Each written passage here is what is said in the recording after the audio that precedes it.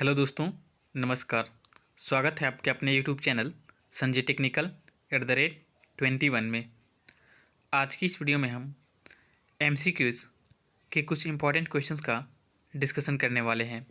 हमारी जो ये सीरीज चल रही है एशियन पब्लिकेशन की एमसीक्यूज़ क्वेश्चंस की सीरीज, इसमें हम daily topic wise MCQs questions का डिस्कशन करते हैं। कल हमने मेजरमेंट और मेजरिंग टूल से संबंधित 20 क्वेश्चंस को डिस्कस किया था।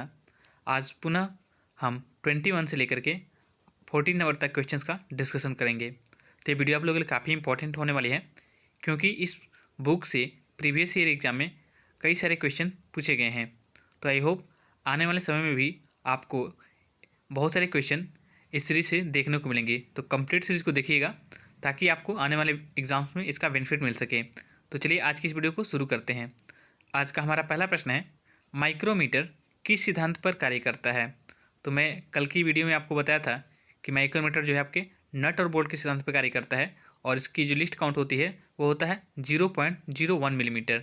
ठीक है, तो इसमें आपका फर्स्ट नंबर क्वेश्चन का फोर्थ ऑप्शन से हो जाएगा नट और बोल्ट। ठीक है, एक चीज़ और नोटिस कीजिएगा, अगर एग्जाम में कहीं नट और बोल्ट न देखे, केवल स्क्रू ऑप्शन रहता है, तो वहाँ पे आपका स्क्रू भी आपका राइट आंसर हो जाएगा। ठीक है, लेकिन यहाँ पे नट और बोल्ट दिया है, तो इस वजह से आपका जो फर्स्ट का ऑप्शन है वो नट और बोल्ट, हम इसको राइट आंसर मानेंगे। ठीक है, चलिए नेक्स्ट क्वेश्चन की तरफ बढ़ते हैं। नेक्स्ट क्वेश्चन आपका सेकेंड नंबर का। थोड़ी सी यहाँ पे टाइपिंग मिस्टेक है, ये पेपर नहीं टेपर है। ठीक है, टेपर के कोण को मापने के लिए निम्नलिखित में से किस इंस्ट्रूमेंट का प्रयोग किया जाता है। थोड़ी सी टाइपिंग मिस्टेक है, तो उसको आप लोग एडजस्ट कर लीजिएगा। ठीक है, क्वेश्चन पूछा गया आपसे कि टेपर के कोण को मापने के लिए कौन से इंस्ट्रूमेंट का हम प्रयोग करते हैं। ठीक है, तो याद रखिएगा, टेपर के किसी भी जॉब का टेपर मापना हो तो हम वर्नियर बेवल प्रोटेक्टर का प्रयोग करते हैं। तो इसमें थर्ड ऑप्शन आपका सही हो जाएगा, वर्नियर बेवल प्रोटेक्टर। ठीक है, तो इसको आप राइट आंसर कर लीजिएगा। चलिए नेक्स्ट क्वेश्चन की तरफ बढ़ते हैं। नेक्स्ट क्वेश्चन आपका थर्ड नंबर पूछा गया है, वर्नियर कैलिपर का लिस्ट काउंट है यानी कि अल्पतमांक। तो याद रखिएगा, वर्नियर कैलिपर का जो लिस्ट काउंट होता है वो होता है 0.02 मिलीमीटर। तो इसमें आपका फोर्थ ऑप्शन सही है, 0.02 मिलीमीटर। ठीक है, अब इसकी वर्किंग प्रिंसिपल की बात करें तो वर्नियर कैलिपर जो है आपके दो स्केल के डिफरेंस यानी कि दो स्केल के अंतर के बीच कार्य करता है। इसलिए अगर आपसे पूछे एग्जाम में कि वर्नियर कैलिपर किस सिद्धांत पे कार्य करता है, तो याद रखिएगा वर्नियर कैलिपर जो है दो स्केलों के अंतर के बीच कार्य के सिद्धांत पे कार्य करता है। ठीक है, और वर्नियर कैलिपर जो होते हैं आपके क्रोमियम वेनेडियम स्टील के बनाए जाते हैं।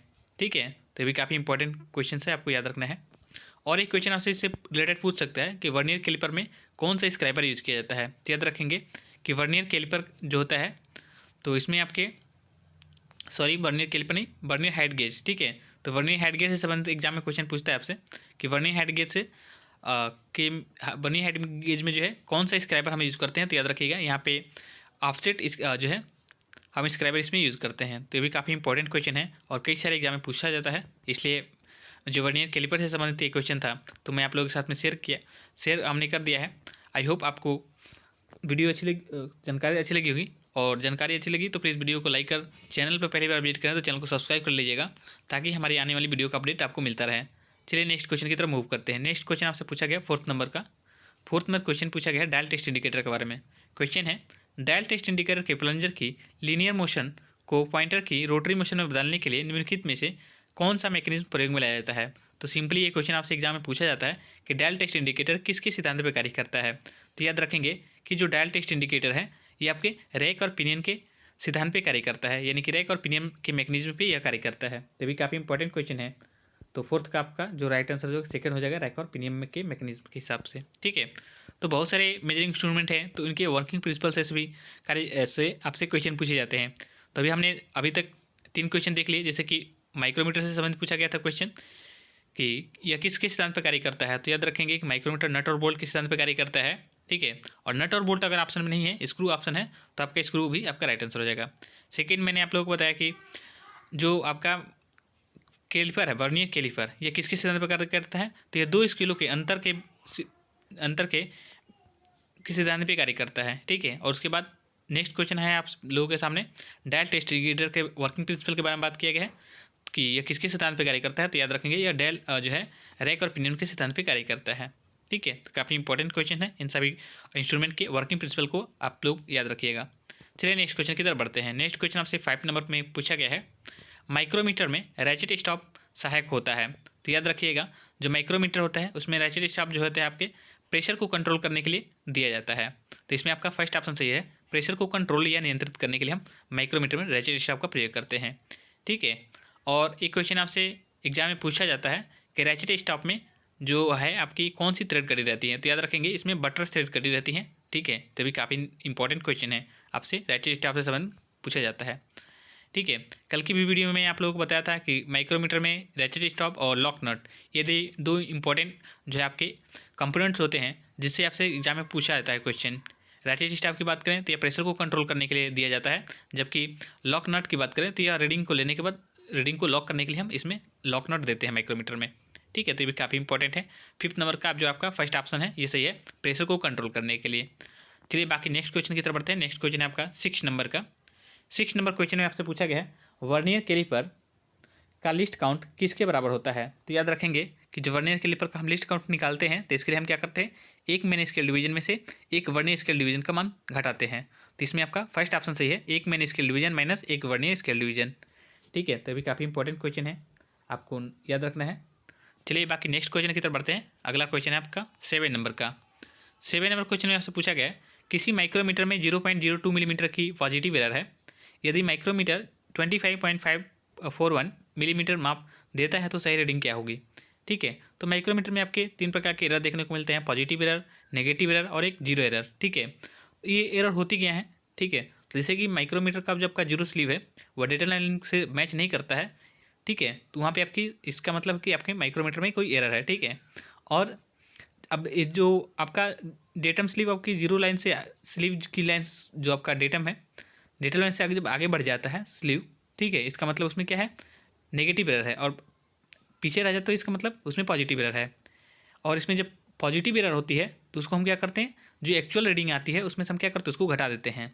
ठीक है, तो जैसे कि इसमें क्वेश्चन में दिया गया है कि 0.02 मिलीमीटर की उसमें पॉजिटिव एरर है, यानी कि यह 0.02 मिलीमीटर अधिक माप को बता रहा है। ठीक है, तो हम सिंपली क्या करेंगे, 25.41 में से हम क्या करेंगे, 0.02 मिलीमीटर को घटा देंगे। तो आपका जो राइट आंसर हो जाएगा 25.39 आपका राइट आंसर हो जाएगा। ये आपका राइट आंसर है फर्स्ट ऑप्शन का 25.39 मिलीमीटर। ठीक है, mm। चलिए नेक्स्ट क्वेश्चन की तरफ बढ़ते हैं। नेक्स्ट क्वेश्चन आपसे 8 नंबर में पूछा गया है, किसी माइक्रोमीटर में 0.03 मिलीमीटर की नेगेटिव एरर है। यदि माइक्रोमीटर में 40.53 मिलीमीटर माप देता है तो सही रीडिंग क्या होगी? तो याद रखिएगा इसके लिए हम क्या करते हैं, जब आपके माइक्रोमीटर में नेगेटिव एरर होती है तो जो आपकी नेगेटिव एरर होती है उसको हम जो रीडिंग ली गई माप होती है उसमें हम क्या कर देते हैं, ऐड कर देते हैं, ताकि हमारी एक्चुअल माप निकल जाए। तो इसके लिए हम क्या करते हैं, नेगेटिव एरर को हम क्या करते हैं, जोड़ देंगे। तो 40.53 में 0.03 जोड़ेंगे तो आपका आ जाएगा 40.56 आ जाएगा आपका आंसर। तो इसमें देख लीजिए सेकेंड ऑप्शन इसमें आपका सही है, 40.56 मिलीमीटर। ठीक है, तो ये काफ़ी इंपॉर्टेंट क्वेश्चन है। इस प्रकार के क्वेश्चन भी आपके डीमार्सी के एग्जाम में पूछे गए थे 2020 का जो एग्जाम हुआ था, और आई होप आगे भी क्वेश्चन इस प्रकार के रिपीट होंगे। ठीक है, नेक्स्ट क्वेश्चन है 9 नंबर का।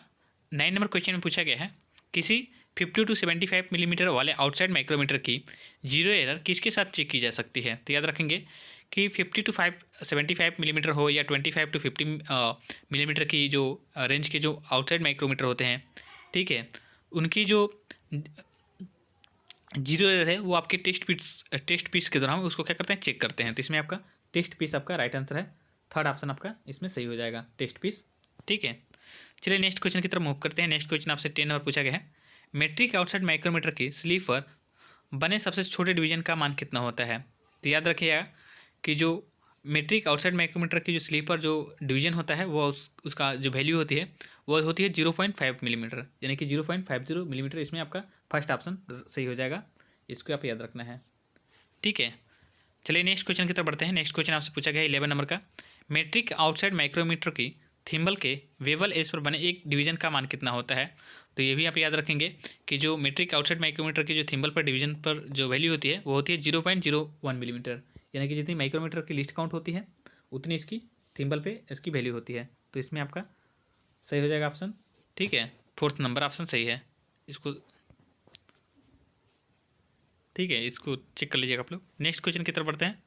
12 नंबर क्वेश्चन है, यदि किसी आउटसाइड माइक्रोमीटर के थिम्बल डिवीजन की जीरो ग्रेजुएशन डेटा लाइन से नीचे रह जाती है, जबकि माइक्रोमीटर के मेजरिंग फेस में परस्पर संपर्क है, तब एरर होगी। तो याद रखेंगे कि जब जीरो रह जाएगी इसका मतलब क्या है, उसमें पॉजिटिव एरर है। तो आपका इसमें सेकेंड ऑप्शन आपका सही हो जाएगा, पॉजिटिव एरर, ठीक है। और आगे निकल जाए तो इसका मतलब उसमें क्या है, नेगेटिव एरर है। तो ये भी काफ़ी इंपॉर्टेंट है, इस प्रकार के क्वेश्चन भी आपसे एग्जाम पूछे जाते हैं। नेक्स्ट क्वेश्चन की तरफ बढ़ते हैं। नेक्स्ट क्वेश्चन है 13 नंबर का, डेप्थ माइक्रोमीटर का प्रयोग अधिक रेंज में साइज़ों को चेक करने के लिए किया जा सकता है, क्योंकि तो इसमें क्या क्वालिटी होती है कि हम डेप्थ माइक्रोमीटर के द्वारा हम अधिक रेंज की साइज़ में जो है कंपोनेंट्स को चेक कर सकते हैं। तो याद रखेंगे कि जो डेप्थ माइक्रोमीटर होता है इसके साथ कई एक्सटेंशन राडें हमें मिलती हैं, ठीक है। तो इस वजह से हम क्या कर सकते हैं, उसकी जो है रेंज को बढ़ा सकते हैं। इसमें स्पेसिंग कलर होता है, एक्सटेंशन रॉड होती हैं, ठीक है। तो इन सभी को एक साथ असेंबल करके हम अधिक से अधिक रीडिंग ले सकते हैं। तो इसमें आपका 13 नंबर क्वेश्चन का फर्स्ट ऑप्शन सही है, इसके साथ कई एक्सटेंशन राडें आती हैं, ठीक है। तो काफ़ी इंपॉर्टेंट क्वेश्चन है। चलिए नेक्स्ट क्वेश्चन की तरफ बढ़ते हैं। नेक्स्ट क्वेश्चन है आपका 14 नंबर का। 14 नंबर क्वेश्चन में आपसे पूछा गया है, निम्नलिखित में से किस एक माइक्रोमीटर में थिम्बल और स्लीव की ग्रेजुएशन आउटसाइड माइक्रोमीटर की अपेक्षा विपरीत दिशा में बनी रहती हैं। तो सेम क्वेश्चन, इसका आपका राइट आंसर हो जाएगा जो डेप्थ माइक्रोमीटर होता है, ठीक है, उसमें जो आपकी जो ग्रेजुएशन होती है वो आपकी अपोजिट बनी रहती है in compare to outside micrometer या जो आपके इनसाइड माइक्रोमीटर होते हैं। तो इसमें क्या हो जाएगा, आपका डेप्थ माइक्रोमीटर आपका राइट आंसर है, ये भी आप याद रखेंगे। नेक्स्ट क्वेश्चन है आपका 15 नंबर क्वेश्चन है, वर्नियर आउटसाइड माइक्रोमीटर की अल्पतमांक कितनी होती है। तो याद रखेंगे, अगर वर्नियर के आउटसाइड माइक्रोमीटर के साथ में वर्नियर जुड़ गया तो इसमें आपकी डबल जीरो हो जाती है, 0.001 मिलीमीटर आपका राइट आंसर हो जाएगा, ठीक है। सिंपली अगर माइक्रोमीटर पूछे तो 0.01 मिलीमीटर, लेकिन वर्नियर अगर इसमें जुड़ जाए तो आप लिखेंगे 0.001 मिलीमीटर, ठीक है। तो इसमें आपका थर्ड ऑप्शन आपका सही हो जाएगा, 0.001 मिलीमीटर आपका वर्नियर आउटसाइड माइक्रोमीटर की अल्पतमांक होती है, लिस्ट काउंट होता है, ठीक है। नेक्स्ट क्वेश्चन की तरफ बढ़ते हैं। नेक्स्ट क्वेश्चन आपसे पूछा गया 60 नंबर का। 60 नंबर क्वेश्चन में पूछा गया है, वर्नियर हेड गेज के किस भाग पर मेन स्केल ग्रेजुएशन बनी रहती है। तो याद रखेंगे, वर्नियर हेड गेज का जो बीम होता है इसके ऊपर आपकी ग्रेजुएशन अंकित रहती है। तो आपका सेकेंड ऑप्शन इसमें सही हो जाएगा, बीम, ठीक है। ये भी काफ़ी इंपॉर्टेंट क्वेश्चन है। तो याद रखेंगे कि बीम पे उसकी क्या होती है, वर्नियर हेड गेज की जो है ग्रेजुएशन अंकित रहती है। और यही क्वेश्चन आपसे मैं पुनः बता देता हूँ कि वर्नियर हेड गेज में आपकी ऑफसेट स्क्राइबर का प्रयोग किया जाता है। तो ये भी क्वेश्चन आपसे पूछा जाता है। और वर्नियर हेड गेज का प्रयोग हम लेइंग आउट यानी कि मार्किंग के उद्देश्य के लिए हम करते हैं। इसके साथ ही वर्नियर हेड गेज के द्वारा किसी जॉब के सेंटर को पता कर सकते हैं, यानी गोले जॉब का सेंटर निकालने के लिए भी हम वर्नियर हेड गेज का ही प्रयोग करते हैं। तो ये भी काफ़ी इंपॉर्टेंट क्वेश्चन है। इस प्रकार के क्वेश्चन आपसे एग्जाम में पूछे जाते हैं, तो आपको याद रखना है। नेक्स्ट क्वेश्चन की तरफ बढ़ते हैं। नेक्स्ट क्वेश्चन आपसे पूछा गया है, वर्नियर वेवल प्रोटेक्टर के साथ माप लेते समय प्रायः कौन सा भाग रेफरेंस सरफेस की तरह प्रयोग में लाया जाता है। तो याद रखेंगे कि वर्नियर वेवल प्रोटेक्टर के साथ माप लेते समय जो आपका स्टॉक होता है वह रेफरेंस सतह की तरह प्रयोग किया जाता है। तो इसमें आपका स्टॉक आपका जो है राइट आंसर हो जाएगा, ठीक है। फर्स्ट ऑप्शन आपका सही है, स्टॉक। काफ़ी इंपॉर्टेंट क्वेश्चन है। और नेक्स्ट क्वेश्चन है, वर्नियर वेवल प्रोटेक्टर के किस भाग पर मेन स्केल डिवीजन बनी रहती हैं। तो याद रखेंगे, जिसका डायल होता है इसमें आपके जो मेन स्केल जो है आपके बने रहते हैं। तो इसमें थर्ड ऑप्शन आपका सही हो जाएगा। नेक्स्ट 19 और 20 नंबर क्वेश्चन आपको आप खुद से आप आंसर करना है, और इसका आंसर जो है हम नेक्स्ट वीडियो में डिक्लेयर करेंगे कि इसके आप ऑप्शन कौन है। क्वेश्चन देख लीजिए। क्वेश्चन है 90 नंबर का, वर्नियर वेवल प्रोटेक्टर के प्रत्येक वर्नियर स्केल डिवीजन का मान कितना होता है। ऑप्शन है आपके 1 डिग्री, ऑप्शन बी है 5 मिनट, और ऑप्शन सी है 1 डिग्री 55 मिनट, और ऑप्शन डी है 2 डिग्री, ठीक है। उसके बाद 20 नंबर क्वेश्चन देख लीजिए। 20 नंबर क्वेश्चन है, वर्नियर वेवल प्रोटेक्टर के प्रत्येक मेन स्केल डिवीजन का मान कितना होता है। और ऑप्शन आपके अलग अलग हैं, जैसे कि 1 डिग्री फर्स्ट ऑप्शन है, सेकेंड ऑप्शन है 5 मिनट, थर्ड ऑप्शन है 1 डिग्री 55 मिनट, और थर्ड ऑप्शन है हाफ डिग्री, ठीक है। तो ये 20 जो आपके 90 और 20 क्वेश्चन है, इसका आंसर मैं आज डिक्लेयर नहीं करने वाला हूँ। नेक्स्ट वीडियो में आपका इसका आंसर बताएंगे हम। अभी आपको क्या करना है कि 90 और 20 का क्वेश्चन नंबर का आंसर जो है खुद से करना है, तभी आपको पता चलेगी कि आपकी प्रिपरेशन कितनी अच्छी हो रखी है, ठीक है। और आई होप आपने वीडियो को अच्छे तरीके से एंजॉय किया होगा और वीडियो के माध्यम से आज आपको फ्यूचर ट्रेड से संबंधित बहुत सारी नई चीज़ सीखने को मिली होगी। और वीडियो आपको अच्छी लगी हो तो प्लीज़ वीडियो को लाइक कर, चैनल पर पहली बार विजिट करें तो चैनल को सब्सक्राइब कर लीजिएगा ताकि हमारी आने वाली वीडियो का अपडेट आपको मिलता रहे। आज की इस वीडियो में इतना ही, मिलता है नेक्स्ट वीडियो में। तब तक के लिए धन्यवाद और जय हिंद।